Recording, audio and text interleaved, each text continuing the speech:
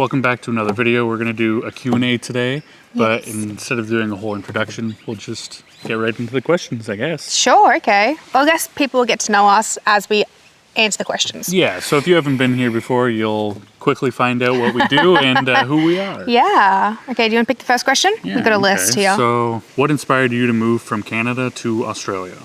Oh yeah, that's yours. Well, you. Yeah. Pretty much, because she's from here and I'm not, so to be with her, I had to come here. Yeah. And that is pretty much what inspired me to move here. I wouldn't consider it inspiring, but No. following you. Yeah, that's it. Yeah. That was a quick one. Yeah. Alrighty, let's ask another one. What's the most challenging part of moving to a new country? Because we can both answer that. Yeah, you answer first. I think the most difficult part of moving to a new country, especially if you've never been there before, which I had never been to Canada before I moved there, was like going into like an unknown culture.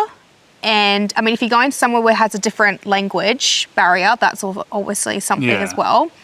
But going to like a new culture, we don't really know the customs and like slangs and lingo and things. Yep. That's sort of like pretty difficult. And of course, if you're moving by yourself, which I did, and I didn't know anybody in Canada before I moved there, I think it's just like making new friends, especially making friends as an adult. That's really hard. I would say probably the most difficult thing is not, I guess, what people would think. It's more like it's weird being on the other side of the road and trying to cross the street and things like that. Like little is things. Difficult. Yeah. And then there's other things, I guess, like not knowing what's around. So because where I'm from, I've lived in that city my entire life, so like 27 years. And now that I'm here, I can't just be like, oh, there's a convenience store around the corner. Yeah. Like, I have to like actually Google things and find everything. It's crazy. It's a little weird, but that's my answer. Yeah, same here. How do you choose your travel destinations? It's a good I question. choose my destinations based on how they look, honestly. Yeah. I know some people go out there and pick certain cultures and pick things that are close by. Yeah. But I'm more of like a visual person. Like I like to be able to see the mountains and I guess do things as well. So like there's really cool things like you can go like whitewater rafting and stuff like that. But I guess if there's something there that I want to do as well, that's kind of how I pick my destinations. Yeah, it depends on if you're asking from like a photography like job perspective or just like a holiday, because I think I'd have like a couple of different answers. Like if it was just a pure holiday, we weren't getting paid, photography wasn't the main thing we were doing whilst we're traveling, it would be like bucket list places, because I've got a big bucket list of places I want to go to and things I want to do and things I want to experience. But if we're going for like photography and for a job, obviously it's more, like what you were talking about, visual. Like, okay, where could we get the best content? Where haven't we shot before? What new cultures can we think? What kind of foods can we try? What languages could we learn? That's sort of how I'd pick a job place. But just vacation, I just go through my bucket list that I have. Yeah. Oh, this is a cool one. What's the most photogenic place you've ever been to? I'll let you answer first.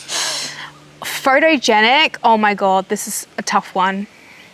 My mind immediately goes to the Cliffs of Moher in Ireland. Yep.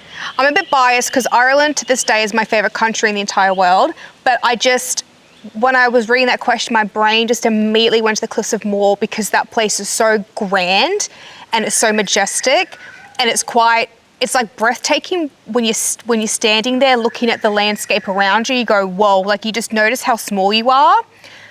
I'd probably say, the Cliffs of Moher in Ireland, for sure. Okay. I guess for me it's difficult because I've been places, but only for like a layover. Yeah, okay. The place in my head is Iceland. Oh, But okay. I've never stepped foot out of the airport. I've never been to Iceland.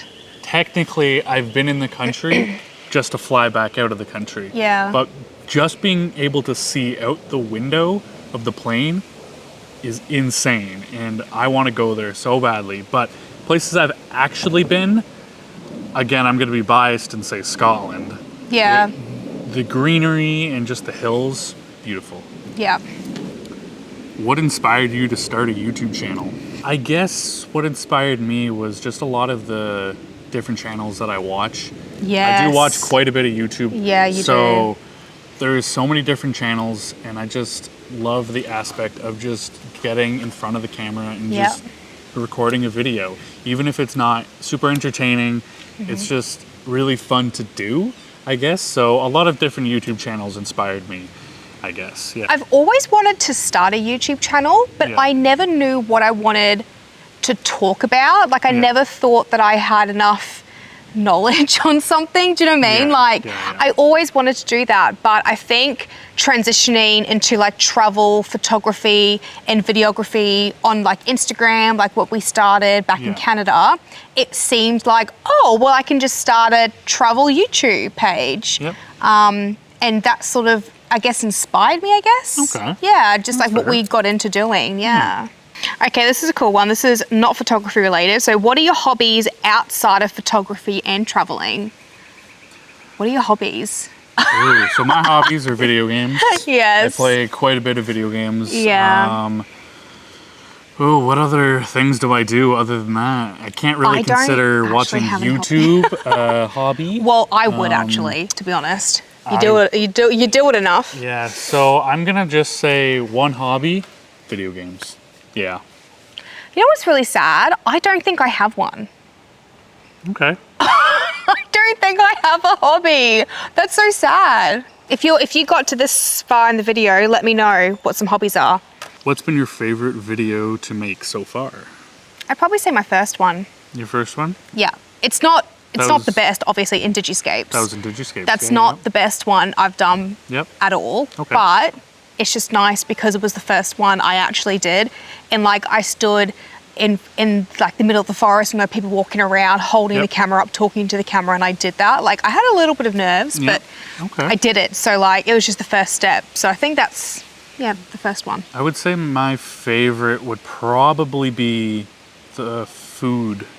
The part one food. The first food one. Australian food. That was probably my favorite just because that was really when I actually got to try a lot of the new Australian foods. Yeah, that was good. It was really fun. I liked that one.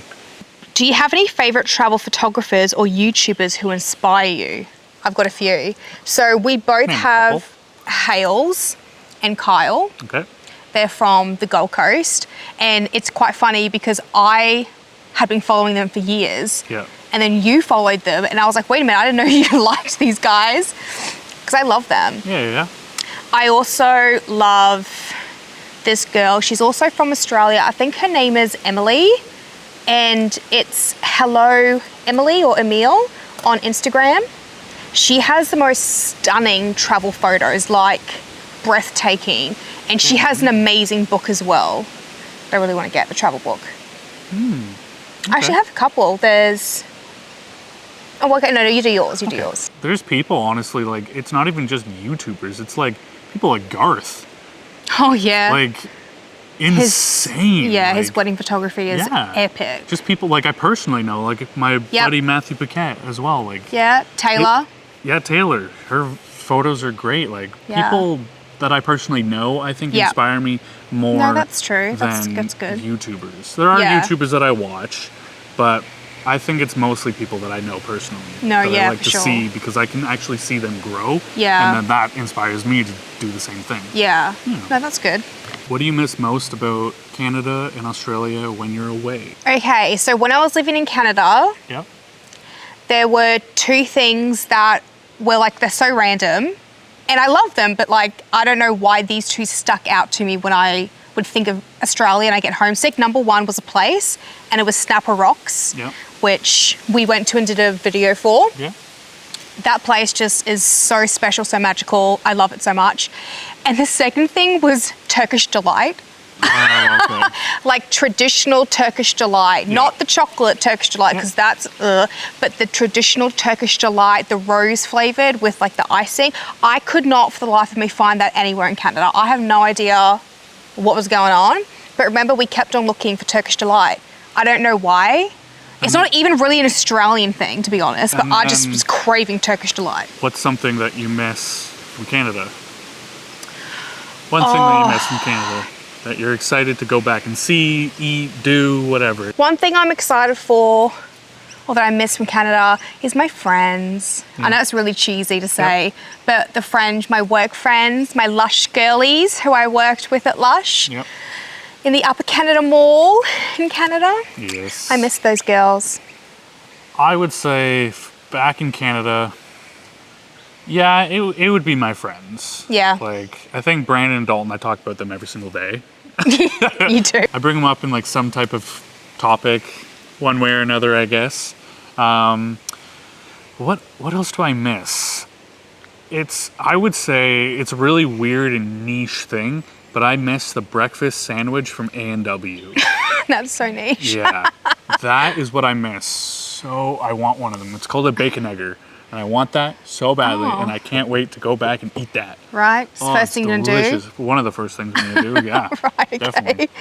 Do you stay connected with friends and family back in Canada? We'll do this question for the both of us. Yeah. So for me, staying connected is I have like a group chat with my family. So we all chat in there. Yep. But my friends, we always talk. We play video games together. Yeah, that's how you communicate with video games. Yeah, so it's a lot nicer because I can still play video games with my friends on the weekends and things like that. So it's very nice. Yeah. And it's good these days to have social media because we can all just still sit there and chat to each other. Well, Facebook Messenger for me, I would always Facebook message. My friends always use the FaceTime feature on that. Yep. And then because my dad, for some bizarro reason, will not get Facebook, I had to use WhatsApp for him. Yep. So whenever I wanted to chat to Dad, it was through WhatsApp. Yeah. But whatever. Yeah. Yep. So it's mainly Facebook Messenger. Perfect. Yeah. Okay. So what are your travel plans for next year? So the biggest travel travel plan is obviously to go to Scotland, but Yeah. most of you already know that if you've seen my other videos. To live there. Yeah, so Yeah, to live there. we're thinking, so again, if you're new here, we're thinking of going to Scotland in about February, March, around then in 2025. But while we're there, I guess the travel is endless, really. Yeah. Because we'll be right next to Europe, and there'll be That's so exciting. many different countries we can explore to. So we're actually not really sure what countries we want Yeah. to visit, but we'll probably get more into that when we're actually there. That's so crazy to me to think that like we could just get a train and be in like a different country. Yeah. Like that's crazy. I think there's 44 or something like that countries in Europe. So like you can get to quite a bit of countries Like, just in. As someone from Australia, Yeah. where if we wanted to go to Europe, it would take us like 2 days to get there. Well, even if you wanted to go to a different country, it's going to take at least a 4 or 5 hour flight to get to any other country. 100%. That's so crazy to me to think that like, yeah, you can just catch a train here in another country. So I'm excited to do that. Yeah. Yeah. No, I don't really care where we go. Ooh, okay, it's a good one, juicy one. So what's the one thing you wish people knew about long distance relationships? Ooh, okay. That's a good question, actually. I wish people knew that. Not to ask stupid questions. I guess I wish people knew that it's not as difficult as people make it out to be. Yeah. I guess like it's hard to really explain because I don't you answer this. What's interesting is that from my experience, the only long distance relationships I've known from like my close friends and family have all worked out. So the stereotype that long distance relationships never work, like that stereotype, I never understood that because people who I had in my life it worked and it was something that you have to, it was just a hurdle. So we saw it as just a hurdle to overcome. It wasn't like a make or break. It was just a hurdle. I guess I would say to make it work, you have to understand and want it to work. Yes. If you're already thinking, I don't want a long distance relationship, then It's not don't gonna have work. one and it's not going to work. Yeah. Don't try it if you already don't want it. Yeah. But I would say it will work out for the majority of the people. If if the person who you're with is your person, then it's going to work out. Exactly. There's nothing that you guys can't overcome. Yeah. And it's actually, not as terrible. I guess tips. I guess we can sort of transition into like what tips we'd give people for long distance relationships. Find things to do. Yes. Like FaceTime. Yep. If you guys play video games, obviously do stuff like that. Yeah. You want to find online like little games and stuff you guys can do together. Like little activities. If you want to set up like you watch Netflix at your house, they watch Netflix at their house, and then you guys just click play at the exact same time, and you guys have like a movie date. Or having a date together, because I know that with like Uber Eats and stuff, you can like order food for each other. You can order food for each other. Yeah, have like a date. Little things. And also knowing before you leave when you'll see the next person, like will you'll see the person again. Like that's also doesn't have to be an exact date. Like I'm going to see you on this date and time. It's okay, cool. Like I'm going to see you in 6 months time. If you leave with a question mark about when you're going to see each other again, it's a little more tricky. So if you can have like a date or a rough timeline when you're going to see each other next, that's awesome. What's one piece of photography gear you can't live without? I mean, I'm not the basic like camera lens. No, like what's something other than a camera and a lens that you couldn't live without that you need? Spare batteries and spare SD cards. Yes, that's fair. Nothing's totally agree with that. Than like you're in like a situation, you're like, oh my God, this is a once in a lifetime opportunity, and then the battery runs out or the card's full, you're like, oh my God, I can't. I've been there. It's not fun. I'll agree with that. Yeah. That's definitely going to be my answer as well. It's really rough. So just like spare SD cards, spare batteries that are charged. Like I think minimum batteries you should have is 3. 100%. At least 3 100%. at all times. Yeah. Because if one dies, then you have 1. But I wouldn't want that even. So if one dies, I still have 2. Yeah. Yeah, minimum, I'd say 3. 3 should last me all day. For sure. How do you edit your travel photos? I'm going to keep this extremely simple and just tell you Lightroom. That is how I edit all my photos, and that's how I've been editing my photos for the past 10 years. Yeah, me too. Yeah. I use Lightroom Classic, which is the one that you do need a subscription to. Everyone uses Lightroom Classic. But I don't really like the other Lightroom for the app. I think it's a free version. Yeah. So if you don't want to invest into paying for it, then Lightroom, like the free one would be a nice one to play around with, I guess. Lightroom. But it's what you got to use. The Lightroom Classic is so much easier. Yeah. I love the new AI features they have. It's so much easier when you're doing portraits. Oh my God. Click of a button, you can do someone's face, someone's whole body. It is just, so good. So good. What's the biggest surprise about starting a YouTube channel? This is going to sound silly, but like how much work goes into it. Okay. I mean, I knew it was going to be starting a YouTube channel is not easy, and I knew it'd be a hard work, but once you actually do it, it's like, oh God, this is actually really hard to try and do it every single week, to try and incorporate it within like your other weekly schedule with jobs and life and everything, juggling all of that. It's so hard to keep constantly on track. It's really difficult. That's fair. Okay, so surprising. Oh gosh, I actually have to think about this one. Did anything surprise you about starting it? Like, I guess how easy or how hard it was going to be, or? I guess the surprising thing about starting a YouTube channel was the views. The views are all over the place. So it's not like one video will get like 2 views and then the next one will get like 10,000 views. Like they're all over the place. Like for me, they hover in between like 35 and 200 roughly. So like that's a big jump. It's difficult to see what they do, but then also another big surprise is YouTube Shorts. Those are weird too. I don't understand YouTube Shorts really in terms of marketing. Yeah, like some of mine will get 30 views and then some of mine will get 10,000 views. That is what I don't understand. Yeah. But it's all a game that we gotta play and figure it out. It's all about learning, I guess. Learn on the job. Oh, cool. If you could live in any other country other than Australia or Canada, or I'm going to say or Scotland, where would it be? Let's pick a random Interesting. country. Okay. Where would you live? Okay. I didn't get to experience it a whole lot, but I'm gonna say Amsterdam, like Holland. Yeah. Okay. Yeah, Okay. I liked Amsterdam quite a bit. I'm torn because there are 2 countries that I would love to live in. Ireland is one of them. Well, that counts as Scotland, I'm gonna say. Really? Yeah, if I can't choose Scotland, you can't choose Ireland. Okay. Well, then the other one I was going to say is actually Spain. Okay. I Yeah. loved Spain when I went there, like the lifestyle. Yeah. How it's so like the places that I went to were a bit more slow paced, Yep. and they have siestas in the middle of the day, which I love my nana naps. So like that lifestyle works with me.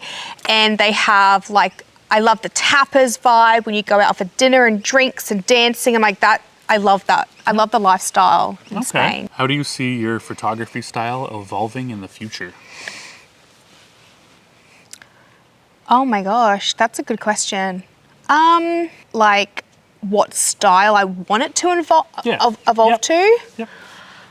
I want to get better at like things that I don't really know how to do now. Okay. Like really super low light things like stargazing and doing like landscapes at night. Okay. Doing all that sort of stuff. Like I'd love to Yeah. learn more about that. Okay. Maybe also even, I don't know whether we'll even have an opportunity to, but more like studio work. Okay. Because I've done a little bit of studio photography in my past, but not a lot. So I really don't know Yeah. what to do in terms of lights, and I just sort of figure it out as I go along. Yep. It'd be really cool to get some studio experience and studio work to know. Yeah, interesting question. I think I could see my photography evolving still in the travel Yeah. era. I think I want my photography to kind of evolve where it's like really crisp, stunning like photos of like landscapes. Yeah, Like okay. mountains and like fields and anything. Like just when I'm traveling, I want to get some really nice shots. Like Yeah. I want to be able to get like those photos people look at and go, wow, that's insane. Like, how did you get that photo? Yeah, I want that. I want, Yeah. but also that gets, I guess that is along the lines of my editing style getting Yes. better too. Yeah, So they I go want to hand in learn hand. all of that, and I think it'll probably get there in the next year or two, Mm-hmm. just while we're traveling a lot more. So that's, I changed that's my mine. answer actually. I'd like to get more into fine art. That's kind of similar to what you were talking about, like really crisp, beautiful landscapes, Yep. because I would love to eventually sell prints Yeah. and sell like fine art prints. And Yep. I'd love to have a style that people go, ooh, I know who did that one. Like that's Laura Minifee or whatever. Yep. I think that'd be cool. What's your dream project or destination that you haven't done yet? I know the answer to this immediately. Same. Working with Disney. If you can't already tell with my hat, Monsters University, I am a massive, massive, massive Disney freak. And I would literally die if I got a chance to work with Disney, like doing some sort of content creation or some sort of marketing, either working for the Walt Disney World Company, Yep. getting hired to do Disney park things. Like I would, that's no brainer for me, doing anything to do with Disney. I don't care if they pay me. I just want to say that I've worked with Disney for sure. Mine's kind of two different answers because there's two different things that I really would like to do. Yeah. One's video, one's photo. Photo-wise, I would love, absolutely die, to be able to get hired to go to Antarctica and capture Oh, yes. anything Yes. to do with Antarctica. Just being there, being hired to go Yeah. there, is probably my top thing. Yeah. My second Any company. my second thing would be for being hired to make a video, like a really stunning, I guess, touristy video for like a tourism board for like a country though, not just like a city. Yeah. I want a full like country to pretty much hire me to Yeah. come there and shoot all over of what they want, I guess, represented. Yeah. That's what I would like to. Yeah, that'd be cool. Do you have any big goals for your YouTube channel?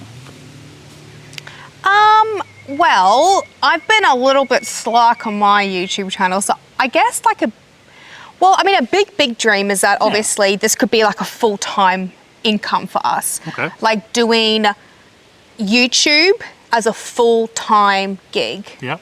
Okay. That would be really cool, not only to get paid by brands and getting like ad revenue and having that combined as a full-time income. Yep. That would be really cool. Okay. But like the next goal is that I'd like to be consistent with my channel because I haven't been posting consistently, sorry. So I'd like to be consistent and like have videos and know what kind of videos I want. And I think I'd like to experiment with my channel a little bit. Yes. I had an idea about what I wanted my channel to be, but it's very like in my head it was like pristine and perfect. So if it's not pristine and perfect, I wouldn't show it, which I think is a bit silly of a mindset to have. So I'm sort of changing that, and I think I'd like to get into more casual vlog style that isn't as scripted. So yeah. So I guess mine's a little different because mine isn't just based on the channel that you guys are watching this on. I would like to be able to have multiple. Oh, okay, different channels. I want to do as much as possible. I love creating content and I love creating videos, but I don't want to just do travel content and photography content, like, because that's what this channel is based on. It's like traveling, I guess, like photography, gear, things like that, where I want to be able to do like more like skitted videos, like so skits and stuff like that. Oh, like funny videos. Yeah, so funny videos or like more things like the one channel that I watch, like the Sidebend, they do like hide and seek and they do like 40, 50 people and like hide in like a stadium and stuff like that. Oh, okay, like really cool videos like that I would love to be able to make. I want to make a YouTube gaming channel. Like there's just so many different channels that I would love to make. So I guess that's what my biggest goal is to create a community so big that I have people that are interested in all different types of things. Yeah. And then they can all come to whatever channel they watch or watch them all, whatever they like. But that's kind of my big goal, is to create multiple different channels. That's cool. Yeah. Yeah. So if you guys had any other questions for us though, don't be shy, comment them down below. Yes. And we would love to make another one of these videos in the future, maybe in like 6 months time, I guess, give you guys like a little update on where we are, what we're doing, I guess. Yep. So if you guys have any questions, let us know. Also, let me know any hobbies. Yeah, if you know let me know any if hobbies, I have any. I don't have any hobbies. Some hobbies. You need something to do. So if it's not photography or like shooting videos or creating content, I'm like, I don't know. Let me know. Thank you guys so much for watching this video again. If you guys want to subscribe to this channel, that would help me out so much. Also my channel. Also like this video too. That helps a lot. So thank you guys so much again. See you in the next video. Bye. Bye.